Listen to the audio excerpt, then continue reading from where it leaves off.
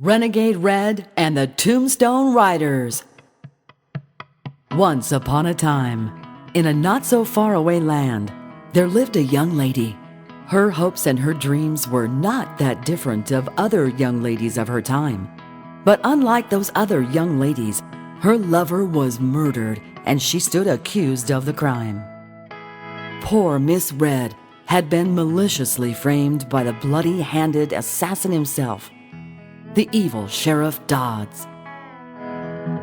Fleeing prosecution, her path led ever westward. She was doggedly pursued every step of the way by the evil sheriff, and bounty hunters for hire plagued her night and day. Outrunning and outlasting her would-be captors saw her turn to the very life of crime of which she had been falsely accused, and sadly, her life became a never-ending cycle of robbery, pillage, murder, and mayhem. The one thing that the evil Sheriff Dodds had never seen coming, had never even expected, is that Renegade Red never cared that he had made her a wanted felon. She never cared that her head was festooned with posted rewards, and she never cared that they were riding for her because, hell-bent on her revenge, she was riding for him, and the Tombstone Riders were riding with her.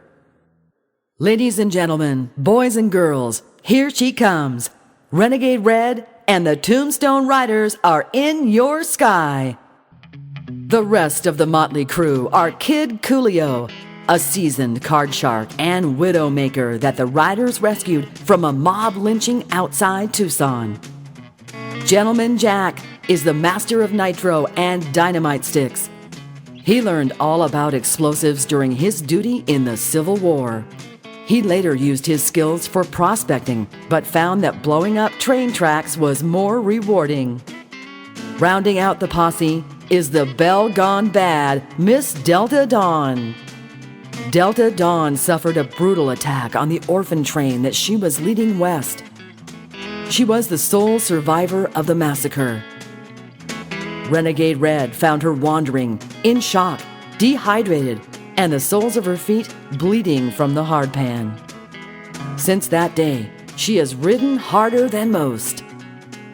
With the Tombstone Riders at her side, Renegade Red spent the better part of her misbegotten youth terrorizing all manner of honest folk across the Midwest plains right into the foothills before finally exacting her long-sought revenge on the evil sheriff. On a cold and barren night outside of Coolidge, Arizona, a posse led by the sheriff himself had the Tombstone Riders pinned down inside the Casa Grande ruins. Just before sunrise, when the firing had subsided, the sheriff accidentally blundered into Renegade Red's crosshairs. Without a single hesitation, she dropped the trigger on him, putting an end to his vile, corrupt life. Renegade Red had finally earned revenge for her lost lover, but her heart had grown cold and would never love again. Now, Renegade Red made valiant attempts to go straight afterwards, but she had fallen from grace, and try as she might, her infamy prevented her from obtaining the redemption that she so desired. Her life of crime continued, and the Tombstone Riders rode unbridled on the crest of felony. Several years later, while laying siege to a train full of captives, Gentleman Jack and Kid Coolio engaged in fisticuffs, which resulted in Gentleman Jack dropping the nitro and effectively putting an end to the Tombstone Riders. Or so they thought. They awoke before the gates of hell. Accepting in their hearts that they had been low-down, dirty scoundrels, they rose to meet their fate and walked towards the gates of hell, prepared to accept their just sentence. But the devil's minions stopped them short of the fiery gates. The devil himself had thought them so ruthless that he feared they would mutiny the hordes of hell against him and make the realm their own. He would not allow them passage.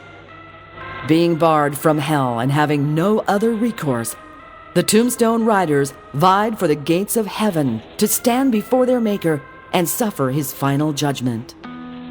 Well, that judgment wasn't long in coming, and this is what it proclaimed: that Renegade Red and the Tombstone Riders, having lost their way and having committed heinous crimes against their fellow man, would atone for their malicious deeds through restitution and contrition.